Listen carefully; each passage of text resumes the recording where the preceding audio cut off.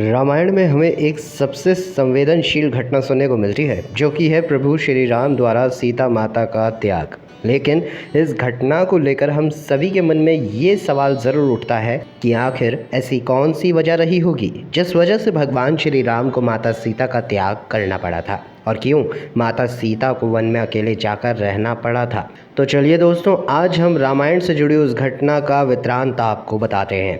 जब प्रभु श्री राम ने रावण का अंत कर दिया, तब उनके वनवास के पश्चात उनका अयोध्या आगमन हुआ था।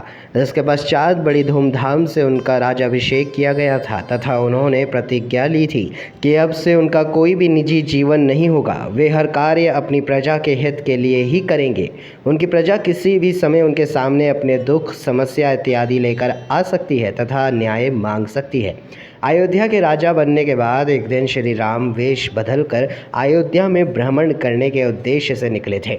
दरअसल वो अपनी प्रजा का हाल जानना चाह रहे थे और भ्रमण करते हुए श्री राम ने ये देखा कि एक धोबी अपनी पत्नी को क्रोध भरे शब्दों में ये कह रहा था कि मैं राम नहीं हूँ जो दूसरे के पास रह रही पत्नी को स्वीकार कर लूँगा।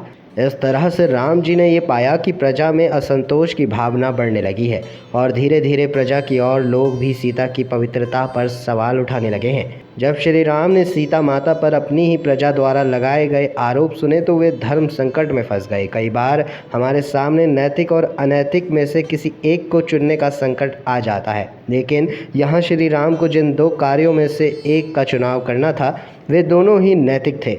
ऐसी परिस्थिति में हमें अपने विवेक बुद्धि द्वारा उच्च नैतिक सिद्धांतों को समझना होगा और यह संभव निम्न नैतिक सिद्धांतों को भी बनाए रखने का प्रयास करना होगा।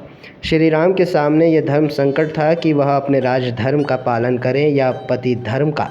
पति धर्म पत्नी की रक्षा की पुकार लगा रहा था, जबकि राजधर्म नागरिकों के सम्मुख वैराग्य का आदर्श स्थापित करने की मांग कर रहा था।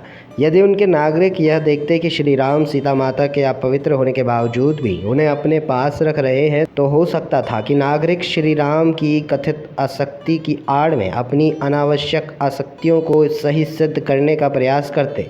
खैर, सीता माता अपवित्र नहीं थी, क्योंकि रावण को श्राप मिला था कि यदि वो किसी भी स्त्री की इच्छा के बिना उसकी पवित्रता भंग करता है तो उसी क्षण उसकी मृत्यु हो जाएगी।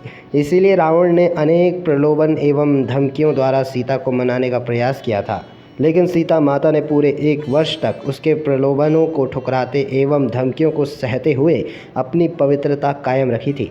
श्री राम को सीता की पवित्रता पर कोई भी संदेह नहीं था, लेकिन फिर भी जब लोग सीता माता की पवित्रता पर चिन्ह लगाने लगे तो श्री राम ने अनुभव किया कि लोगों को विश्वास दिलाना संभव नहीं है। यदि लोगों को अनसुना करके देवी सीता के साथ रहना वे जारी रखते हैं तो लोग उन्हें आसक्त कहेंगे।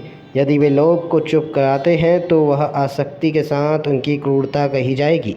उन्होंने विचार किया कि राजधर्म का पालन करने के लिए उन्हें देवी सीता के प्रति अपनी अनासक्ति प्रदर्शित करनी होगी, और इस तरह से आखिरकार बहुत विवश होकर उन्हें देवी सीता का त्याग करना पड़ा।